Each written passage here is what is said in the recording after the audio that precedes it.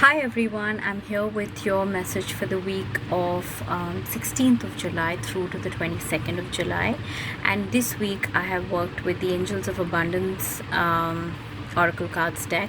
So these are messages from the Angels of Abundance, and they give messages pertaining to this area of life. Okay, if there are any blocks in your abundance, or what is it that you really need to understand where abundance is concerned for you, this is what the Angels of Abundance convey. So I have been guided to pull out two cards, okay, and you will choose your own card as always. I just find it's more fun to be able to choose your own message, because it's like it's more personal, wherein you have chosen a message, so that is a message for you. So two cards only this week. So see if you are guided to choose, or if you feel called towards card number 1, or is it card number 2? All right, so let's see. If you chose card number 1, your message from the Angels of Abundance is quiet retreat. Okay, I'm going to read it out. They say it's time to disconnect from the outer world so that you can discern and process your true thoughts and feelings from your inner world. Create this quiet time for yourself and you'll have more clarity about what to do next. Very simple message. They say, right, whenever there's too much happening, whenever there's chaos, whenever there's confusion, it's always better to retract. It's always better to pause. It's always better to step back. So when you saw this card, if you chose this card, okay, if you chose this card, your Angels of Abundance, or to know what to do next, say, could be in your job, in your life, in your career, in your money matters, or in a particular situation which involves finances, or any situation, because abundance is not just money. It's abundance of love, romance, peace, happiness, joy, health, time, love, money also. So it's abundance means everything. Okay, so whatever situation came to your mind, okay, to enjoy or to experience abundance in that situation, they're asking you to step back, because you are what I'm getting is you are overwhelmed with that situation. You're overthinking it, you're constantly thinking about it, or you're wondering, what next, what should I do next, am I not doing enough, should I do something more, etc, etc, etc. Okay, so take a break from all that. Just step back, don't think about anything, just step back. And first, like, say, I don't know, for a few days, step back if you have that kind of time. And first 2 days, just don't think about anything, just don't think about that situation, and then slowly start reviewing it with a distanced perspective. Okay, and you might discover certain nuances or certain angles and aspects which you couldn't see earlier because of just being totally into it. So that is the message for you, to be able to understand very clearly what to do next. First, distance yourself and just quieten that mind which has been chattering a lot and creating all the conflict and confusion. Okay, so just allow it the time to settle, allow it the time to quieten down, and then re-look at that situation with a fresh perspective, with a new perspective, and see if there are things that you figure out which you didn't see earlier. That is what will help you the most right now. It could be a job, it could be a project, it could be a business venture, it could be an assignment, it could be a relationship, it could be a proposal that you've just received for marriage, and you don't know what to do.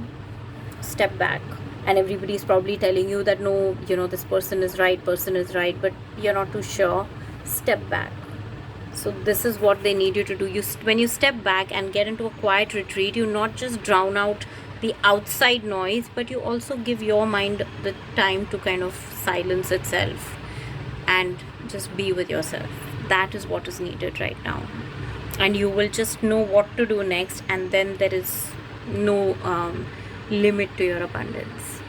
So that is, if you chose card number 1, that is the message. If you chose card number 2, your message is do the work. You see, do the work. Okay, It reads, it's not enough to dream or pray. You've also got to take the positive action steps that you are being divinely guided to take. Consistently working on your priorities will make them flourish like a lush flower garden. All right, so we all have goals, we have certain dreams, we have certain desires. I want to do this, I want to achieve that.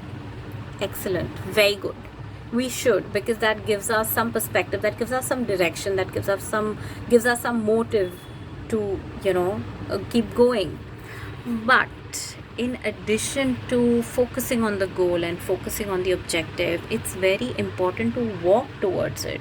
You can't stand at the starting point and win a race or even lose a race. You have to at least run. You have to partake in that race. You have to participate.